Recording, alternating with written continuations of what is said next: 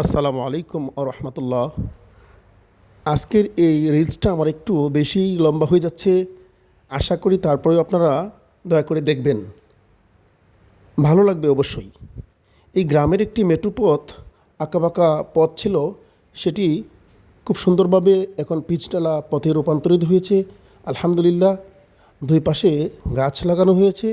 গাছ লাগানোর ফলে এই এলাকাটা আরও সৌন্দর্যবর্ধন হয়ে গেল। আর আশপাশে যে কৃষি জমি আছে, কৃষকরা কাজ করে এই রাস্তার ধারে বসে একটু ছায়ায় বসে বিশ্রাম নিতে পারেন। পিচঢালা পথটা আমার কাছে অনেক সুন্দর মনে হয়েছে, তাই আমি ক্যামেরাবন্দি করলাম আর সাথে সাথে আপনাদের কাছে এই ব্যাপারটা শেয়ার করলাম।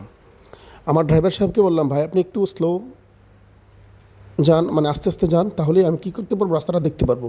উনি আমার কথা মতো আস্তে আস্তে গেলেন আর আমি রাস্তাটা দেখতে দেখতে একটু ভিডিও করলাম। এই রাস্তাটা আগে খুব কাঁচা রাস্তা ছিল, আমরা যখন বাইরে যেতাম তখন খুব কষ্ট পেতাম। এখন পিচ হওয়ার কারণে খুব সুন্দর।